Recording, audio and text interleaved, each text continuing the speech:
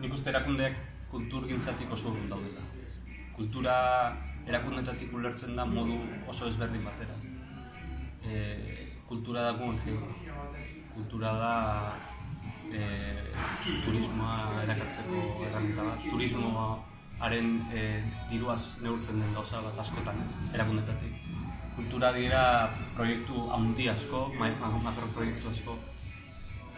Eta askotan nik uste erakundetatik azten dela kultura benetan, edo euskal kultura benetan dela sortzaileek egiten duten azpitik.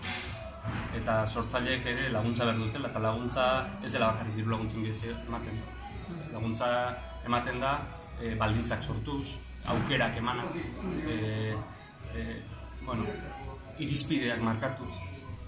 EITB baten, adibidez, irizpide falta nabarmena ikusten dut kulturaekiko, musikarekiko.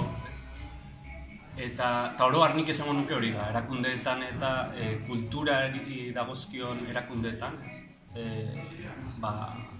zoruarekiko distantzia handiago dagoela. Ez dagoela kontaktua kulturgileekin eta kulturgileek behar dutenik.